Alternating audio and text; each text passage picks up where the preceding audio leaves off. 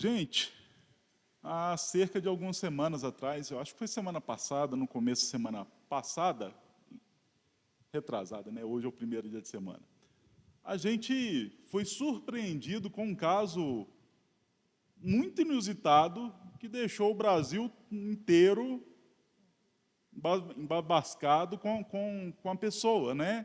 Aquele caso em que uma mulher leva um homem até o banco para retirar ali uma quantia, né? E o tio Paulo está morto, né? Foi um caso que nos deixa, assim, ao mesmo tempo nos provoca risada, mas quando a gente para pensar, quando a gente pensa um pouquinho, a gente fica triste com isso, né? Porque a pessoa tem capacidade de pegar alguém que está morto e levar até o banco. Mas é interessante que na versão dela e na versão do próprio motorista lá do aplicativo, né, o homem estava vivo até no momento ali em que, né, segundo eles lá, segundo a defesa, esse homem, esse tio Paulo, morreu já no banco. E eu tenho um tio que chama Paulo. Aí eu não gostei, ah, é? Também Paulo? Pois é, que coisa, né? Está vivo, né? E, gente, mas é interessante como o estado de morte daquele homem só foi percebido ali quando aquele homem foi atendido, não é? Aquele homem entrou num carro de um aplicativo, aquele homem saiu do carro do aplicativo ali, aquele homem entrou no banco ali, outras pessoas às vezes estavam ali e nem percebeu. Foi quando foram prestar atenção naquele homem, foi justamente quando, né, na hora de assinar os documentos ali para fazer aquele empréstimo, foi que notaram que aquele homem estava morto. E trazendo isso para nós aqui, para esse texto, né? Esse texto também fala de uma igreja, e o Senhor Jesus diz para essa igreja que essa igreja estava viva, essa igreja tinha nome de viva, mas estava morta. Era uma igreja morta-viva, né? Uma igreja zumbi. E hoje a gente vai analisar aqui o que isso tem a ver com a gente. E é interessante, gente, eu imagino que vocês já tenham tido essa aula, esse momento aqui no livro de Apocalipse, mas é interessante lembrar, mostrar, reviver para vocês, na mente de vocês, que o livro de Apocalipse, ele é dividido em 7 partes.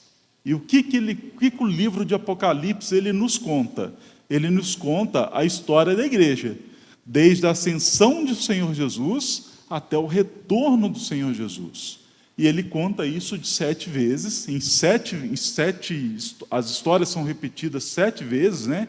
De ângulos diferentes da história, ele mostrando momentos diferentes da história.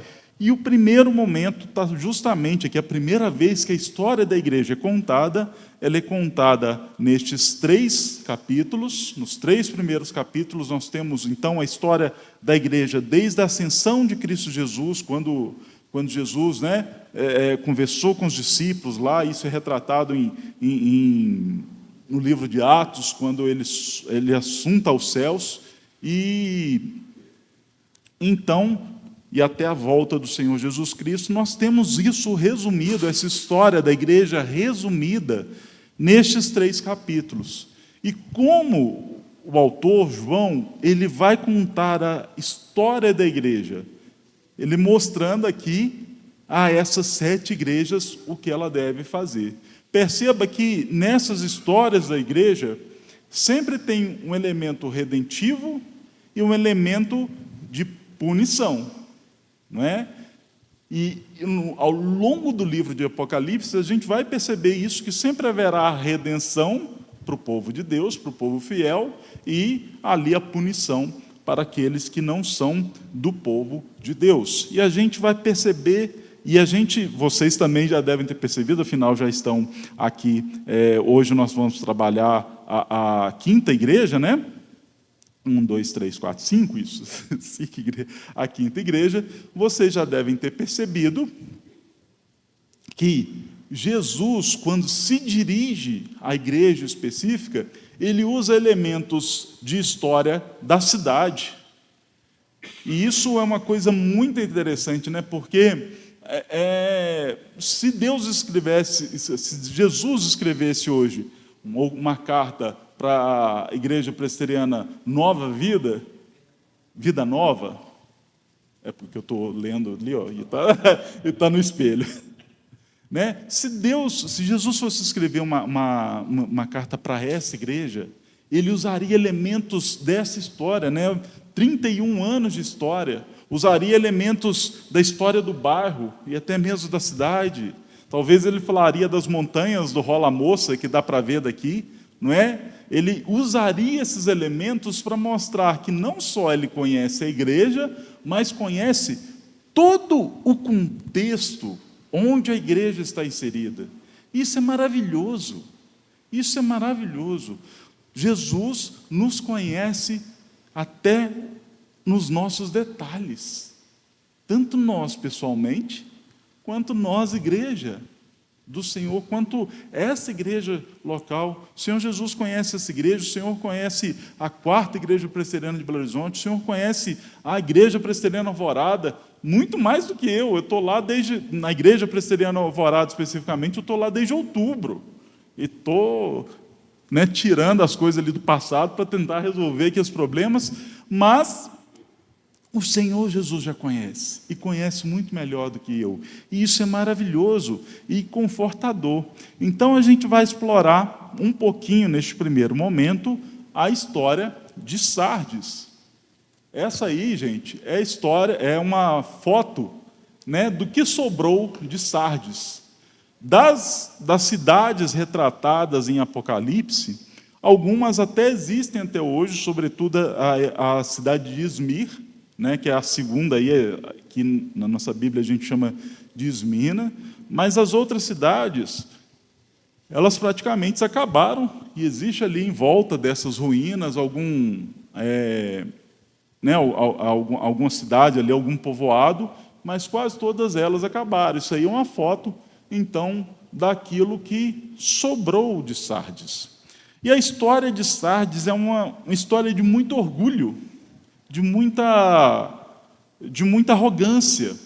Por quê? Porque Sardes era uma cidade localizada perto e sobre um grande desfiladeiro.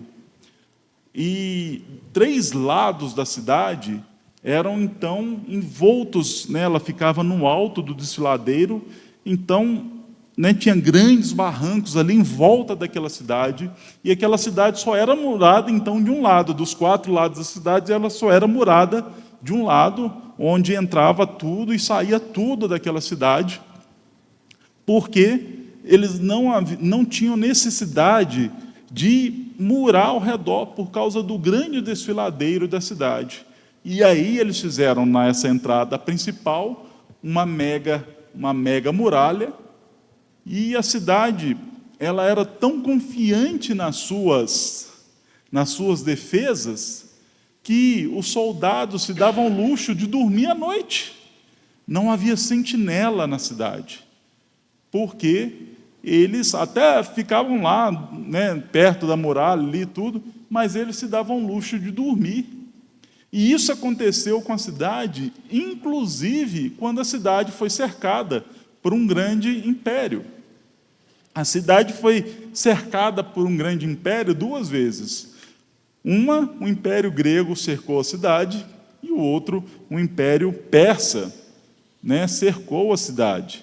E nas 2 vezes a cidade caiu, por causa de negligência daquelas pessoas que cuidavam da segurança da cidade. Porque eles achavam que a cidade era tão inexpugnável que eles, então, relaxavam mesmo com o exército diante de suas portas. Conta-se numa dessas histórias que, né, os soldados, o exército do império invasor estava ali às portas da cidade, sem conseguir invadir a cidade, e um soldado da cidade de Sardes deixou um capacete cair do alto da muralha. E, sem se aperceber, ele foi lá embaixo, pegou o capacete e, nisso, mostrou ao exército invasor como entrar na cidade. Né? Então, essa cidade, por acreditar demais que era uma cidade impenetrável, na verdade, foi a sua derrocada, porque eles acreditavam demais nisso e não estavam vigilantes. Como eu disse, um dos exércitos que invadiu a cidade foi o exército grego, embora a cidade fosse ali do mundo grego, mas aquele império grego de Alexandre o Grande, tudo mais, que unificou a Grécia, né? Essa cidade também, esse império também invadiu a cidade. Quando esse império invadiu a cidade, reconstruiu a cidade, Alexandre o Grande, ele dedicou essa cidade a uma deusa, cuja estátua está aí, a deusa chamada Cibele, ou Ártemis, que era uma deusa caçadora e tudo mais, e no meio ali dos mitos relacionados à deusa, no caso Artemis, né, porque o nome grego dela é Artemis e o latino é Cibele, nos mitos relacionados a Artemis estava o poder de ressurreição. Artemis tinha o poder de ressurreição. Isso tudo, gente, dá um embasamento bacana para a gente entender essa carta, as coisas que o Senhor Deus, né, fala a essa igreja. Olha só que interessante, gente. Versículo 1 de novo. Ao anjo da igreja em Sardes escreve: essas coisas diz aquele que tem os 7 Espíritos de Deus e as 7 estrelas. Conheço as tuas obras, que tem nome de que vives e está morto. Numa cidade que era dedicada à deusa que tinha poderes de ressuscitar. Não é? E o início do versículo 2, ser vigilante, numa cidade em que por 2 vezes não foi vigilante e se deu mal. Não é? Então, a história da cidade nos ajuda a entender aquilo que o Senhor Jesus falou a essa igreja.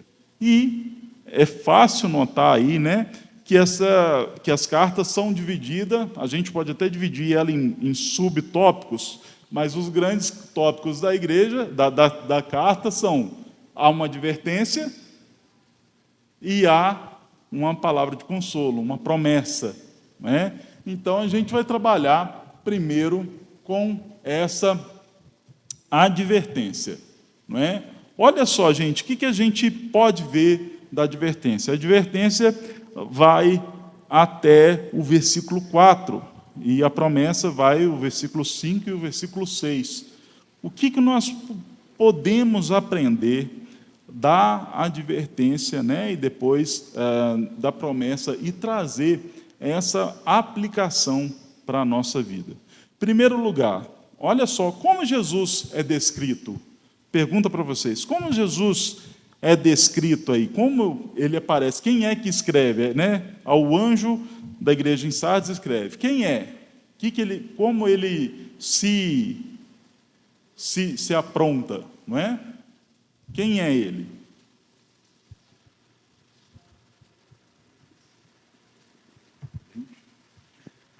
Estou até vendo se está projetado ali, vai que não está.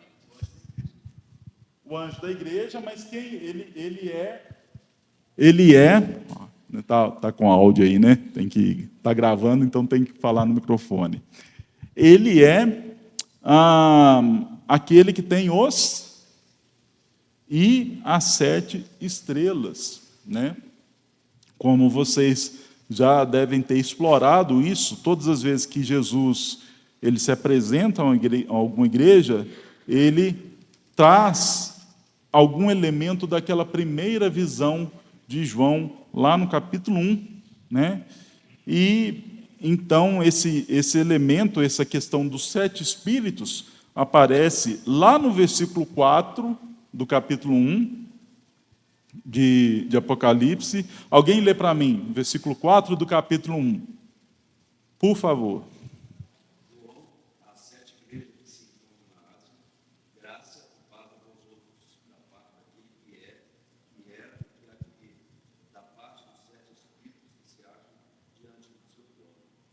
Isso.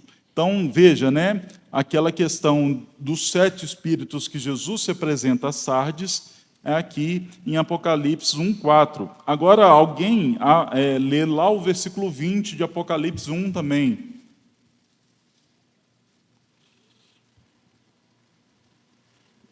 Quanto ao mistério das 7 estrelas que vistes na minha mão direita, e os 7 candeeiros de ouro, as 7 estrelas são os anjos das 7 igrejas, e os 7 candeeiros são as 7 igrejas. É interessante, esse versículo é muito interessante, o versículo 20, porque Jesus ele aparece aqui a João, nos versículos anteriores aqui, de uma forma assim que a gente custa entender. Sai uma espada da boca de Jesus, os olhos dele são flamejantes, os cabelos brancos, os pés como de bronze e tudo mais. Mas aí Jesus explica quanto ao mistério das estrelas, né? Pelo menos ele explica isso para a gente. Mas as outras coisas para a gente hoje são misteriosas também, né? O que significa isso tudo? Mas Jesus, ele explica então e mostra que as 7 estrelas são os anjos, ou seja, os pastores das 7 igrejas, mostrando que Jesus tem na mão, né, o governo da igreja. Quem é o governador humano, aquele que preside a igreja, são os pastores, os presbíteros e tudo mais, e Jesus tem esses homens em suas mãos, mostrando que o próprio governo humano da igreja, e a igreja deve ter um governo humano, afinal de contas, né? Esse governo está sob a autoridade de Jesus, né? E mostrando essa questão dos 7 espíritos, né? Lembra que em Apocalipse os números são altamente simbólicos, né? A gente não pode interpretar esses números literalmente. Tem gente que interpreta isso aqui, que Deus tem 7 espíritos, e aí é um espírito de sabedoria, o outro é espírito do não sei o quê, mas não é isso, gente. Os números em Apocalipse são simbólicos. Inclusive, o número mais famoso de Apocalipse, né? O 666, lá no capítulo 13, vocês vão ver isso. Mas os números são simbólicos. 7 significa perfeição. Aliás, na Bíblia, significa perfeição, completude. Tá? Então, quem é esse Espírito perfeito? Os 7 Espíritos. Ele é perfeito. Ele é o Espírito Santo. E Jesus, né, ele está com o Espírito Santo. Do ponto de vista econômico, do ponto de vista da maneira como Deus escolhe agir na humanidade, tanto o Espírito Santo, né, está subordinado tanto ao Pai quanto ao Filho. Tá?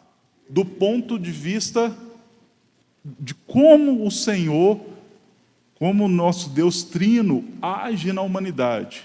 Tá? Deus Pai, Deus Filho e Deus Espírito Santo, né? 3 pessoas de um só Deus, Deus trino perfeito, onde não há hierarquia nenhuma, mas quando eles resolvem interagir com a humanidade, aí há uma questão aí de Deus Pai planejando a salvação e enviando Deus Filho para nos salvar. Então, Deus Filho abre mão da sua glória, abre mão de ser igual a Deus, vem até nós, se encarna, né, sob a autoridade de quem? Sob mando de quem? De Deus, do Deus Pai, né?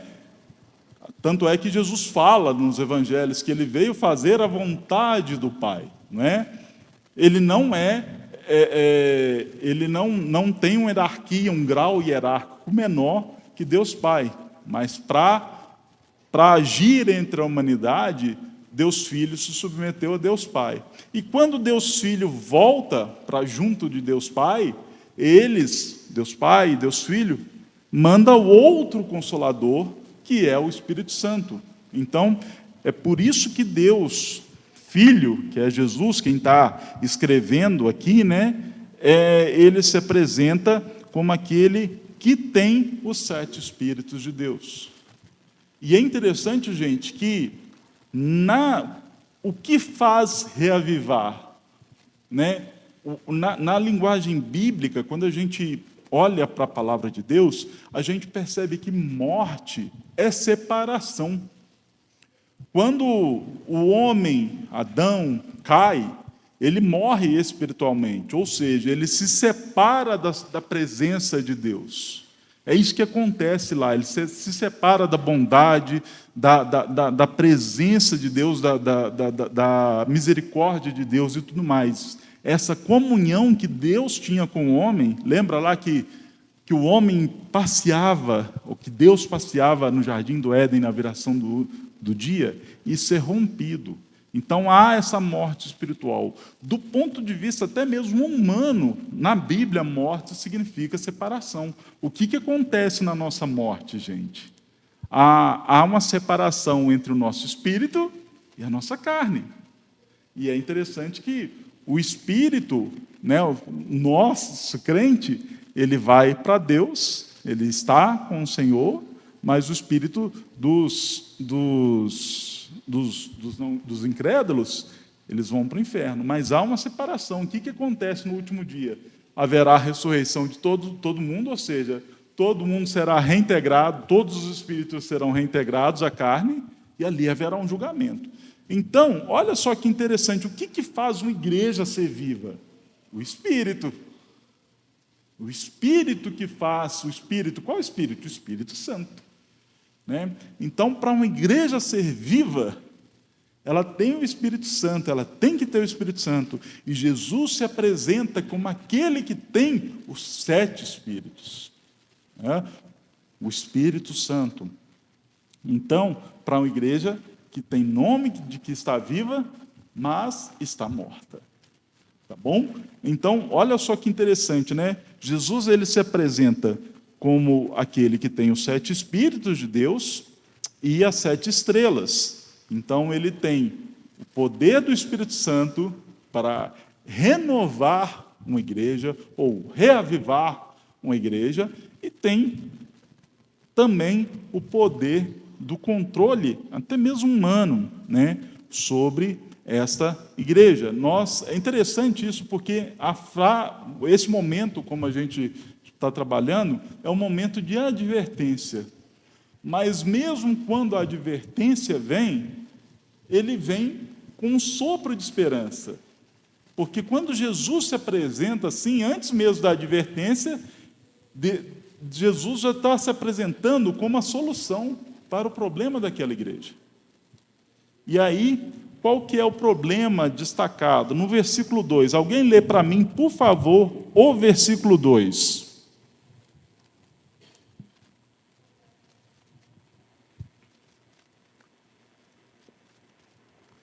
Ser vigilante, consolida o resto que estava para morrer, porque não tem achado muitas das suas obras na presença de Deus. Olha só que interessante, gente. Jesus fala para essa igreja no final do versículo 1, que tem nomes de que vives e está morto. E aí no versículo 2, conforme a nossa irmã Carolina, esse eu vou lembrar. Minha filha chama Carolina, então eu tenho que lembrar, né? E agora eu vou lembrar do tio Paulo também.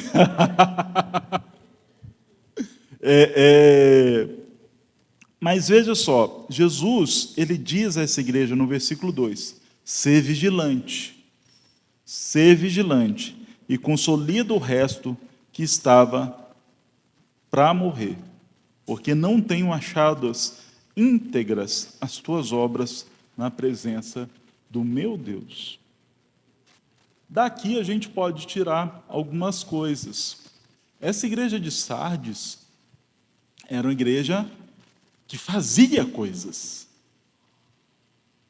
Tanto aquilo que Jesus fala com ela, que tem nomes que vives e está morto, lá no final do versículo 1.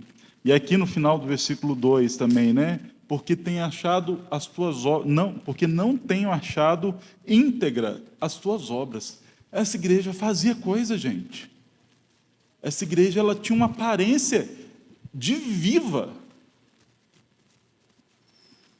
Um dia desse, eu vi no Facebook, aí a gente fica com um pouquinho de pé atrás, né? O camarada tirando as entranhas do peixe, tirando ali, fazendo aquela limpeza do peixe, e colocando ele de novo no rio, e o peixe nadou. Eu falei, isso é mentira. É mentira. Ele pegou o peixe fresco ali ainda, tirou as entranhas, fez aquela limpeza dele, e colocou ele de novo no rio, e o peixe nadou. Eu falei, é mentira. Mas fiquei com aquela pulga atrás da orelha, né? Aí fui pesquisar, e é verdade.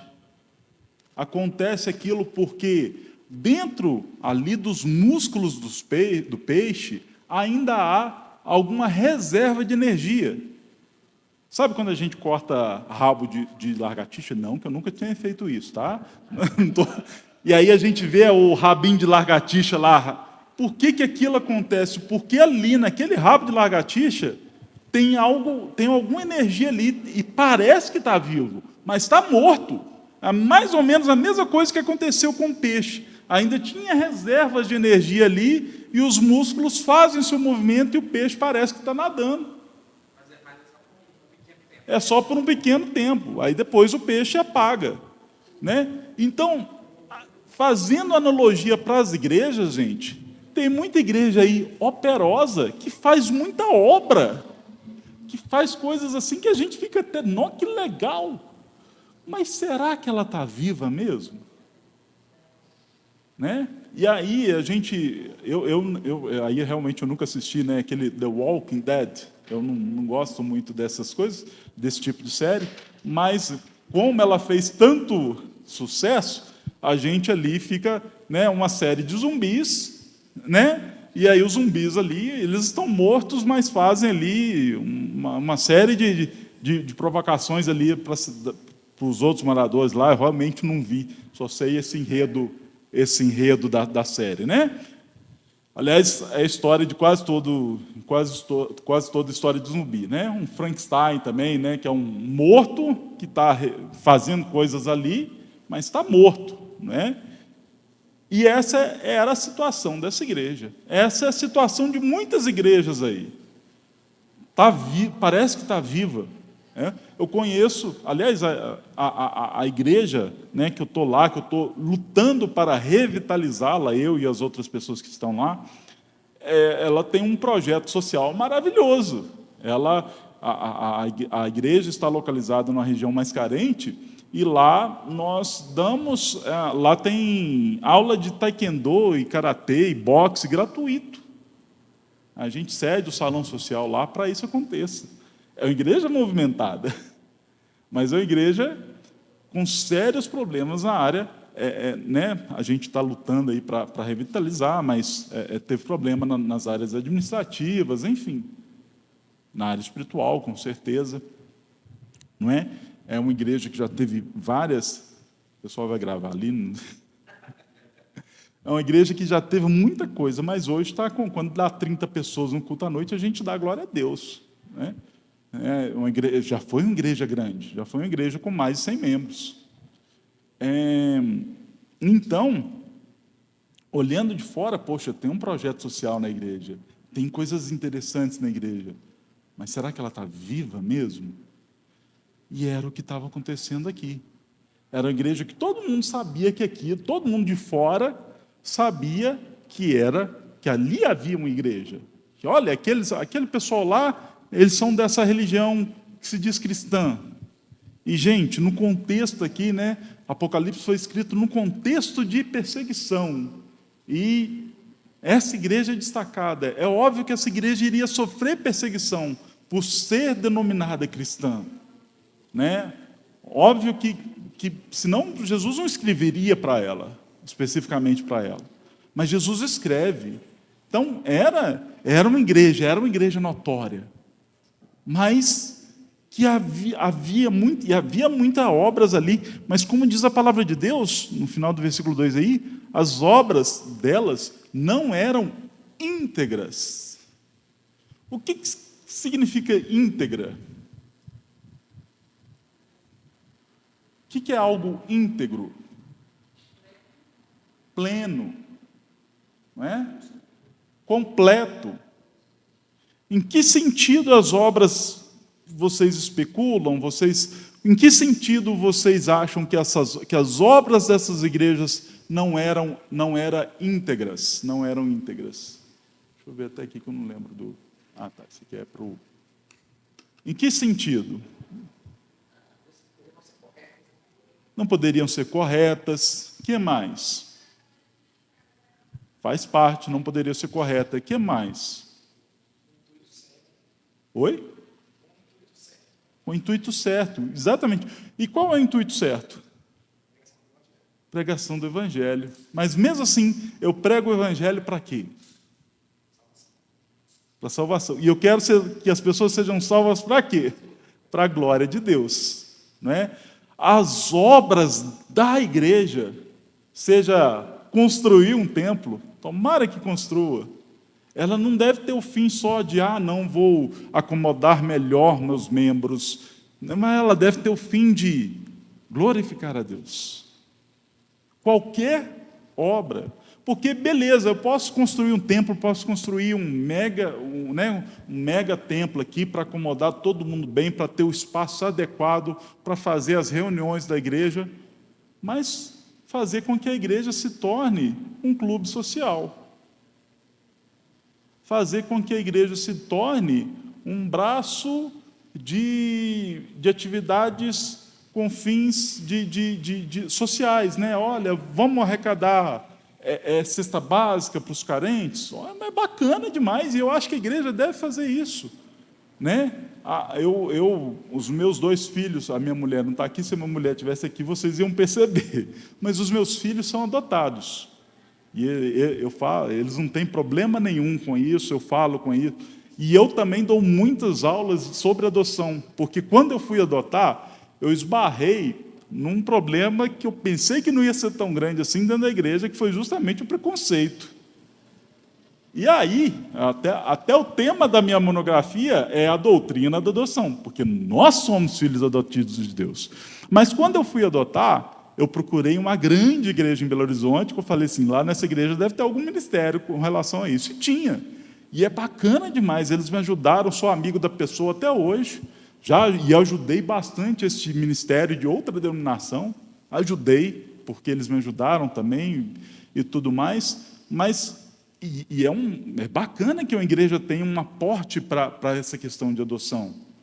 Mas qual é o propósito? Se o propósito for só ajudar para que alguém adote, o pessoal do mundo faz isso. Bacana. Se o propósito do encontro de quarta-feira, da próxima quarta-feira aqui, for só um ajuntamento de famílias, qualquer clube faz isso. Qualquer clube faz isso. Qual é o propósito de toda obra que a igreja faz? É a glória de Deus. É a glória de Deus. Sim, devemos nos confraternizar entre os irmãos no dia da família, é ótimo, bacana. Isso é coisa bacana demais. Se a igreja puder ter um ministério que oriente casais que querem adotar, bacana demais. Não, vou abrir um braço social aqui, vou distribuir cesta básica para os carentes. Aliás, isso é uma função da diaconia. Né? A Bíblia coloca isso lá, quando os diáconos são instituídos, eles são instituídos para que se haja uma distribuição igualitária de alimentos. Né? Mas isso tudo tem que ser feito com o propósito de agradar a Deus. Inclusive, gente, igual a irmã Carolina falou aqui, a evangelização. Tem gente que evangeliza não para que a glória de Deus seja manifesta na vida das pessoas, mas tem gente que evangeliza para que o nome dele seja exaltado, para que o nome da própria pessoa seja exaltado. Olha, não, aquele irmão ali conhece de Bíblia demais, agora ele é o meu pai espiritual, né? E aí a gente vê essas distorções. É interessante que Paulo fala isso, né? Tem gente aí que evangeliza por inveja minha, né? E é interessante que ele fala, olha, o importante é que o nome do Senhor esteja pregado. É verdade, né? Porque se a pessoa evangeliza, às vezes até com a motivação errada, mas se ela prega aqui a palavra de Deus é viva e eficaz, não é? Mas Deus vai cobrar da pessoa lá. Peraí, você não fez nada disso para a minha obra? Você não montou uma igreja para a minha glória? Você montou a igreja para a sua glória própria? E, cara, como a gente está cheio dessas pessoas assim, né? Que gostam de títulos, né? Apóstolo, bispo, que mais, né? Agora tem o patriarca, né? Também tem esses títulos estranhos aí, que são até títulos, né? Bispo é um título que a Bíblia dá ao pastor, mas aí a pessoa pega e dá outro viés para esse título, um título grande, importante, né? Daqui a pouco tem papa evangélico aí também, eu não duvido. Eu duvido, sim, porque aí eles não vão querer parecer, não. Mas, enfim, são as pessoas muito mais apegadas aos cargos, e até mesmo dentro do nosso meio, né? Os presbiterianos têm o costume de adotar o pronome de tratamento reverendo, né? Mas tem gente que você não... Tem pastor aí que, se você não chamar ele de reverendo, ele olha meio torto para você, né? Mas isso é só pronome de tratamento, né? Pastor e tudo mais, pode chamar o Roner, que eu acho que é mais tranquilo aqui, pode chamar ele de pastor, de Roner mesmo, não tem problema. Pastor é a função dele, reverendo é o pronome de tratamento, né? Não é que você tem que usar isso, né? Mas, enfim, a gente tem que entender qual é o propósito de toda obra da igreja.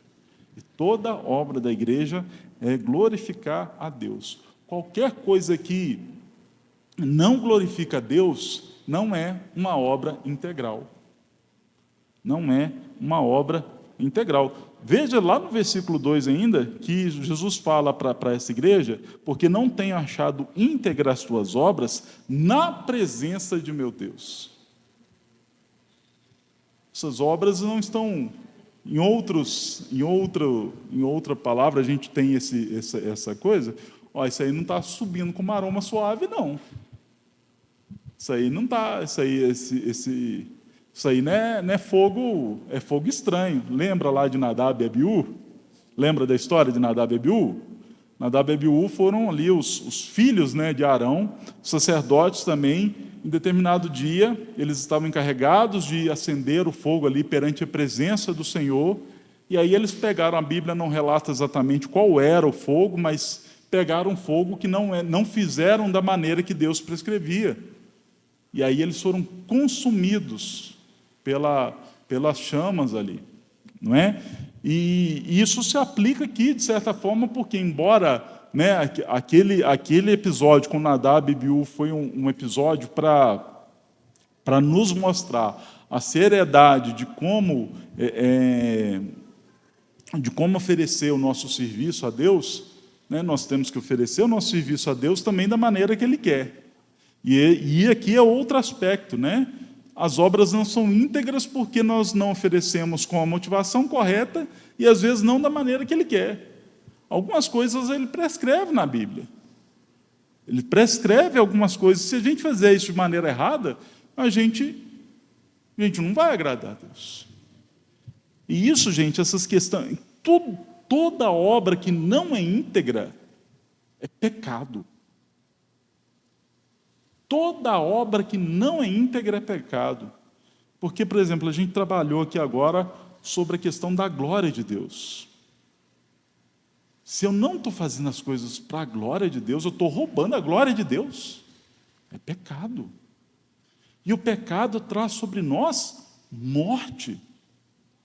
Qual é o salário do pecado? A morte. Então, toda obra que não é íntegra é pecado, e o pecado apodrece, o pecado cheira mal, o pecado nos traz morte, tira a beleza das nossas vidas, tira a beleza da comunhão, de estarmos no domingo de manhã adorando a Deus. Se você não está aqui com o coração íntegro, você tira a beleza da igreja. Tá? E a gente tem que pensar nisso. E qual é a solução para isso tudo? Então, né, isso são as advertências do Senhor. E às vezes a nossa igreja está assim, e a gente nem percebe. Porque está lá igual o tio Paulo, entrou na cadeira de roda, né? O pessoal está ali, às vezes está intertido com outras coisas, e o morto está ali no meio, você nem percebe. Né? E aí, quando você vai requisitar alguma coisa do morto, é que você vê, opa, tem coisa errada. Né? Quando a mulher pega, a mulher já tinha até dado a ajeitadinha na cabeça do tio Paulo lá, né? Mas só quando ela vai pegar ali a mão do tio Paulo para fazer a assinatura lá, não é? E às vezes a gente está assim, a gente está convivendo com a igreja morta e nem está percebendo. Não, é bom, eu estou lá todo domingo de manhã, por quê? Porque eu acordo cedo mesmo, não tem nada a fazer domingo de manhã. E aí, a nossa vida comunitária vai perdendo vigor, vai se tornando morto, vai esquecendo do foco que é Deus. Não vou fazer atividade de comunhão, vou para entreter o povo, vou entreter o povo. Né? O pessoal fica assistindo Faustão em casa, não, vou fazer um culto legal para eles virem aqui rir também. Eu acho que nem Faustão passa mais, né? Acabou esse negócio, né? Né? 4 horas da tarde passa o futebol. Não, o pessoal tem que vir para a igreja, deixa o futebol para lá, né? O Cruzeiro não compensa mesmo assistir, não. O Galo, com certeza, compensa. Mas, e aí as pessoas, às vezes, a tentação é fazer um culto legal, bacana, para concorrer com os atrativos do mundo, gente. E isso faz com que a igreja fique morta. O culto pode ser legal, dinâmico, bacana, bonitão, não tem problema. Eu não vejo problema nisso. Um culto mais dinâmico, né, mais atual, mais contemporâneo, não tem problema disso. O problema, mais uma vez, é a motivação. Para que eu estou querendo fazer isso? Eu estou querendo fazer um culto dinâmico, agradável, bonito, para agradar a Deus? Ou para fazer com que os homens tenham um entretenimento domingo à noite? Melhor que Fantástico, melhor que sei lá o que passa mais à noite. Não é? Então, gente, vigilantes, sejam atentos à vida da sua igreja. É interessante, lá em Filipenses 2,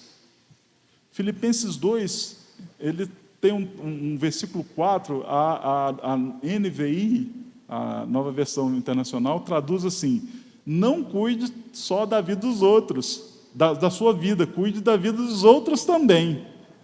Ela traduz mais ou menos assim. E o que ele quer dizer ali no capítulo 2 de Filipenses? Ele mostra ali que nós somos também responsáveis pela santificação do outro. Porque ali naquele capítulo 2, ele vai falar assim: considere o outro superior a si mesmo.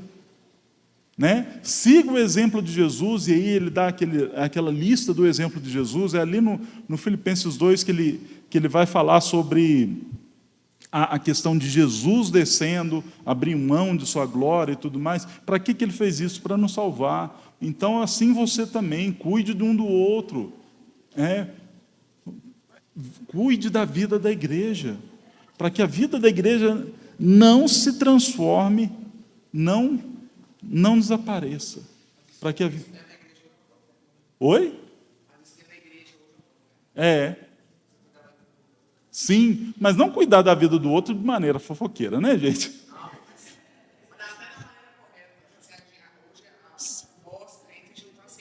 Sim, a gente não aceita uma disciplina, a gente não aceita um irmão chegar perto da gente: ó, irmão, eu te amo muito e tudo, e por isso mesmo, porque eu te amo, eu percebi que você está fazendo isso e isso é errado.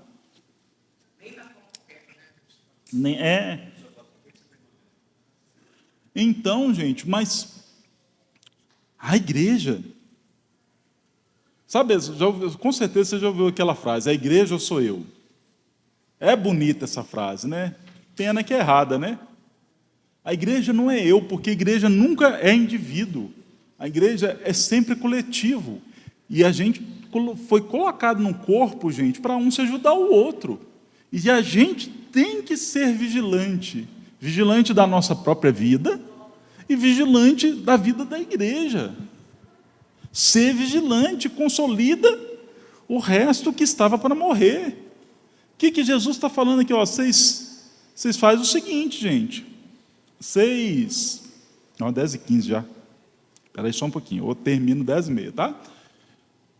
Vocês vigiem para que a vida de vocês para o resto não ir embora. Vocês vigiem. Já está muita coisa ruim, mas restaura o que tem para restaurar. Então, essa é a advertência, né? E aí, olha só, né? A advertência ainda enquadra aí as coisas que a gente tem que fazer para melhorar, para ser restaurado, para ser reavivado. E as coisas que a gente tem que fazer é, em primeiro lugar, guardar o que tem recebido. No versículo 3, lembra-te, pois, do que tens recebido e ouvido. Guarda-o e arrepende-te. É interessante isso. O que nós temos recebido e ouvido?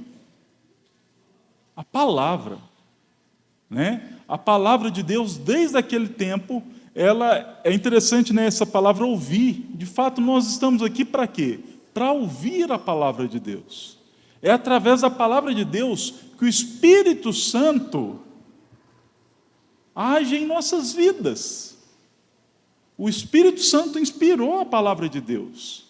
Aqui, na palavra de Deus, nada além, nada quem, mas toda a palavra de Deus, aqui há tudo aquilo que Deus deseja que saibamos para tanto ser salvo, quanto para ter uma vida que agrade integralmente a Ele.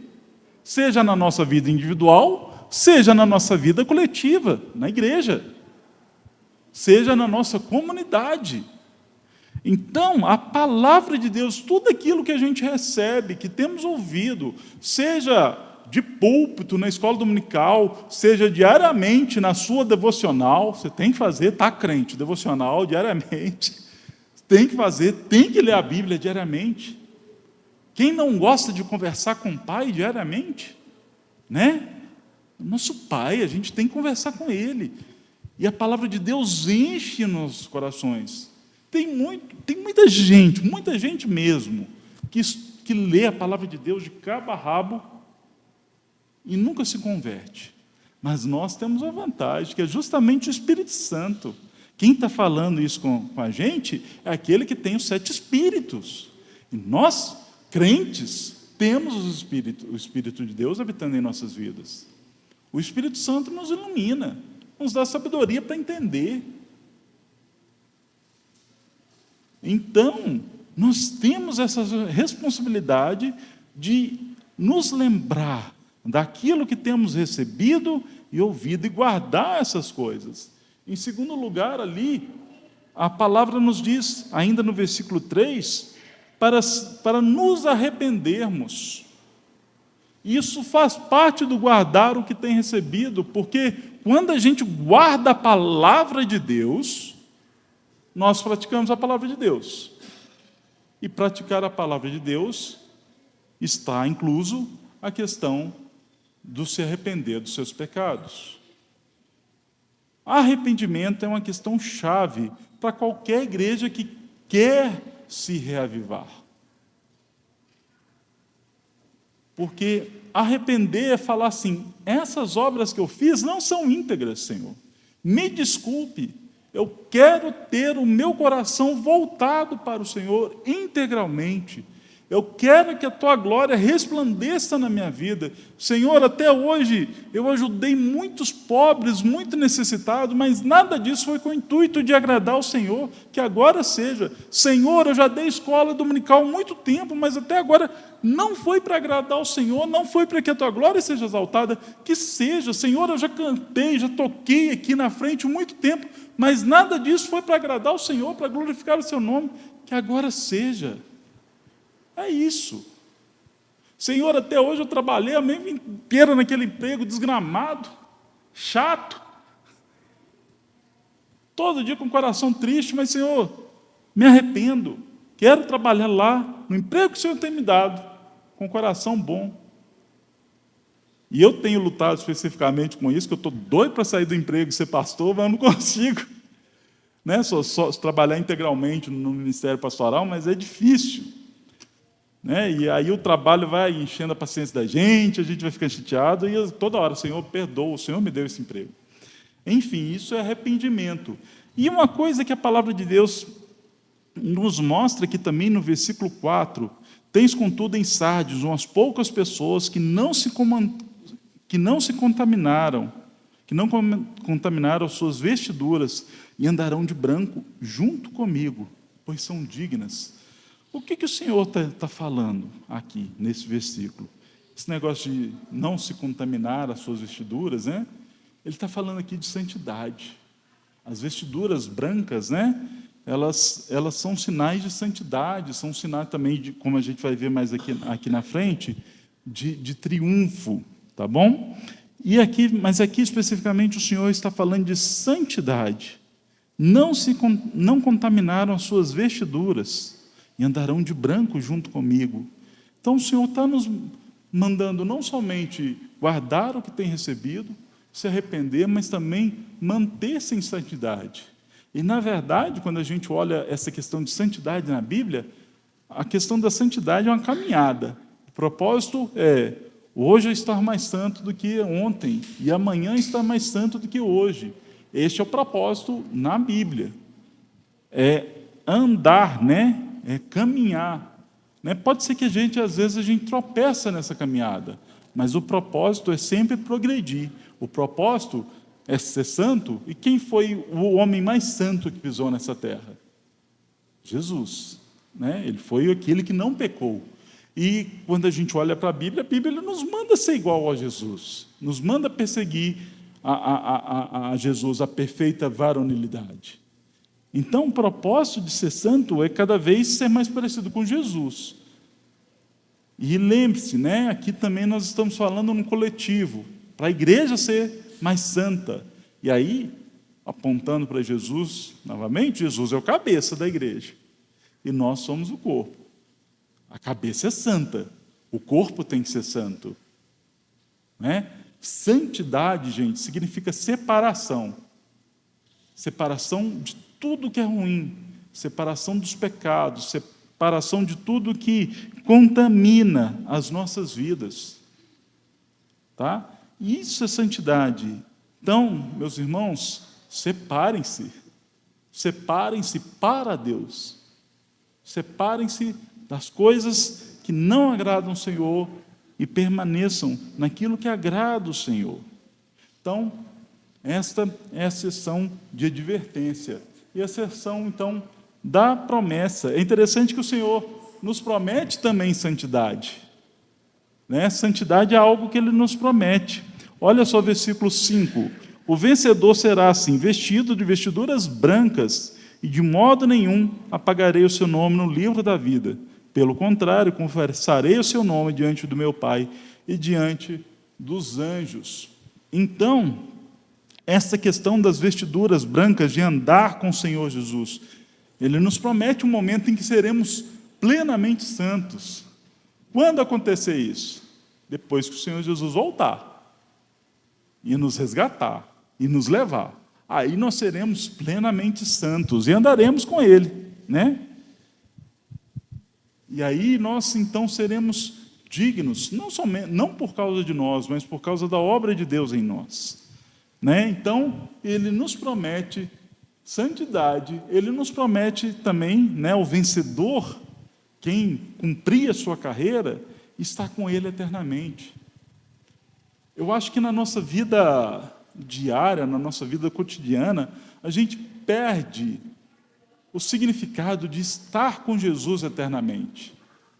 Acho que a gente não leva isso muito em consideração. Posso estar enganado, mas pelo menos eu tenho percebido isso na minha vida. A gente não pensa muito no céu.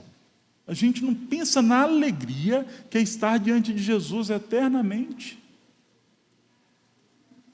E essa alegria tinha que motivar os nossos corações para a gente continuar fazendo obras íntegras aqui, como igreja, como corpo do Senhor.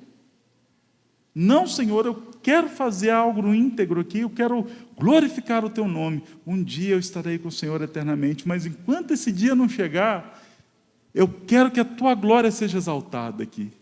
Enquanto eu não conseguir ver a Tua glória, eu quero que a Tua glória seja exaltada aqui, Senhor.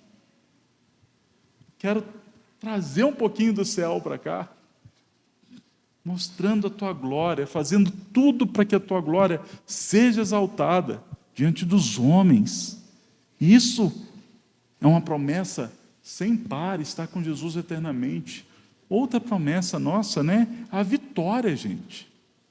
Jesus nos promete vitória. O vencedor será assim vestido de vestiduras brancas. Lá, na época das grandes conquistas romanas, os generais que chegavam na conquista lá em Roma, eles entravam numa passeata, né, num cortejo vitorioso, e todo mundo, os generais, ia todo mundo de branco, simbolizando a vitória, né? Então, Jesus está mostrando essa imagem para nós. O vencedor será assim vestido de vestidura branca, ou seja, o vencedor entrará em triunfo. O vencedor vencerá. Né? A vitória dessas coisas, a vitória sobre a própria morte da igreja, né? Nós teremos uma vitória maior lá no céu. Nós estaremos do lado vitorioso. Se você perseverar, se você vencer, se você estiver com o Senhor Jesus, você estará do lado vitorioso. Sobretudo a salvação, gente. E é interessante que a nossa teologia, ela nos mostra claramente que nós fomos, antes da fundação do mundo, nós fomos escolhidos pelo Senhor Jesus, né, pelo Senhor Pai, aliás, por Deus Pai, para sermos adotados, filhos adotivos de Deus. E a palavra do Senhor fala ainda, o próprio Jesus fala lá em João, que aqueles que o meu Pai me dá, ninguém toma da minha mão. Né? E aqui, Jesus está falando isso, né? Que o nome não será apagado. Gente, o nosso nome não será apagado do livro da Bíblia, da vida. Nós somos do Senhor Jesus, nós vamos perseverar. Isso é uma promessa linda. Nós ganharemos a salvação plena. Nós já somos salvos, e isso é uma coisa que a gente tem que entender, né? Nós já somos salvos. O Senhor Jesus já habita o nosso coração, amém? O Senhor Jesus habita o nosso coração. Nós já temos Ele como Senhor das nossas vidas. Mas ainda sofremos pecado, pecamos, né? Temos uma vida de sofrimento. A salvação plena, longe de qualquer resquício do pecado, será na glória que há de vir. Então, nós já somos salvos? Sim, mas ainda não. Ainda não plenamente salvos, porque a salvação completa será na glória de vir. E o Senhor promete isso para nós, que se nós vamos perseverar, nós vamos encontrar essa salvação. Justamente quem persevera são os eleitos. Quem está aqui no meio, não, estou aqui na igreja, de vez em quando, mas de vez em quando, aí chega lá, desanima com a igreja, tudo vai embora. Isso pode acontecer coletivamente, viu, gente? A igreja morrer coletivamente, né? E desanima, fala, não, isso aqui não é para mim. Chega lá, nunca foi salvo de verdade, nunca foi comprometido com a glória de Deus de verdade. Mas, como a própria palavra de Deus diz aqui no versículo 4, tem, contudo, em Sardes, umas poucas pessoas que não contaminaram suas vestiduras. Sempre tem um remanescente fiel. Lá em Israel, né, depois da queda lá, Babilônia conquistou Jerusalém, mas por causa do pecado do povo de Deus, mas lá tinha Ezequiel, lá tinha Daniel, lá tinham os 3 amigos de Daniel, né? Homens que foram exilados, mas eram tementes a Deus. Né? Sempre tem um remanescente fiel. Né? E que sejamos o remanescente fiel sempre. Né? A palavra de Deus mostra, e a gente vê igrejas subindo, igrejas descendo, a gente vê teologias nefastas de um lado para o outro, teologias porque povo que de um lado aqui roda até não querer mais, e do outro lado, do outro extremo, pessoas que negam até mesmo a ressurreição de Cristo, fala que que a Bíblia é um livro cheio de mitos e tudo mais, que o que importa aqui é o exemplo moral da Bíblia, que a Bíblia dá, que Jesus dá, enfim. Esses dois extremos são igrejas mortas, gente. Mortas de um lado, mortas do outro, né? E a gente tem que caminhar, gente. É interessante perceber que, segundo os dados aí do censo, cerca de 20 milhões de brasileiros são evangélicos. Não, 40 milhões. É 20% que dá mais ou menos 40 milhões. 40 milhões de evangélicos. Se fossem crentes mesmo, 40 milhões, ia fazer diferença na nossa sociedade. 40 milhões de pessoas, crentes, tementes a Deus de verdade, iria fazer diferença nessa sociedade. E aí, gente, quem sabe o diagnóstico da igreja de Sardes não serve para a igreja brasileira de modo geral. Uma igreja que parece que está operosa, 20% da população se diz evangélica de alguma maneira, se bem que eles colocam aí Adventista sétimo dia, Testemunho de Jeová, tudo nesse bolo de crente, né? Mas mesmo assim ainda é um número significativo. Mas não faz diferença na cultura brasileira? O estado de podridão do nosso país? Será que a igreja de Sardes não é a igreja do Brasil, de modo geral? Viva, faz barulho, volta e meia você vê alguma coisa na mídia aí, fulano, aí você se depara com as coisas, né? Uns cantores aí com a vida toda devastada e tudo mais. Não, sou crente, hein? Hein? Que diferença a igreja brasileira tem feito? É operosa, faz coisa. Não, um dia desse, uma cantora aí, que é casada com uma mulher, comprou a igreja para a mulher, né? Um negócio assim. Eu falei, meu Deus, Senhor, manda o raio, manda o fogo. Oração imprecatória está na Bíblia, vocês podem fazer, viu, gente? Benta a cabeça do filho dele na rocha, está na Bíblia, e a gente, né, quando essas coisas atentam à glória do Senhor, a gente pode fazer sim oração de juízo contra essas pessoas aí. Deus vai castigar, não vai? Deus vai mandá-lo para o inferno, se não arrepender. Então, gente, o diagnóstico da igreja de Sardes pode ser o diagnóstico da igreja brasileira. Não estou falando dessa igreja específica, nem da minha, mas do contexto brasileiro de geral. E aí, gente, a gente tem que se arrepender. Ou a gente, às vezes, é o remanescente fiel. Não é? Então, ora pela igreja do Brasil, ora para que esses 40 milhões de crentes sejam crentes de verdade. Tá certo? E que a igreja presbiteriana Nova Vida, difícil, vida nova, que a igreja presbiteriana Vida Nova, é o pior que tenho, eu conheço uma igreja aqui em Belo Horizonte, Nova Vida, é a Vida Nova, que a igreja presbiteriana Vida Nova tem a vida nova mesmo, sempre, renovada diariamente, reavivada pelo poder da palavra, pelo Espírito Santo de Deus perfeito, e que aquele que tem as 7 estrelas na mão possa ser o dono dessa igreja verdadeiramente. Amém? Vamos orar e encerrar? Eu falei com o pastor que eu ia até 10h30, olha só, 10h33. Consegui. Consegui não é 3 minutos. Mas vamos orar, vamos ficar de pé, gente? Senhor nosso Deus e Pai, nós louvamos o Teu santo nome, porque o Senhor é um Deus que cuida de nós, e a maior prova que o Senhor tem cuidado das nossas vidas diariamente é que o Senhor nos deu a Tua palavra. Deus, na Tua palavra está escrito tudo aquilo que é necessário para que nós, crentes, filhos do Senhor, vivamos uma vida íntegra, de acordo com a Tua vontade. Deus, na palavra do Senhor está escrito tudo aquilo que é necessário para que uma igreja seja uma igreja vitoriosa, que honre e glorifique o teu nome acima de todas as coisas. Nós louvamos o Senhor por isso, Pai.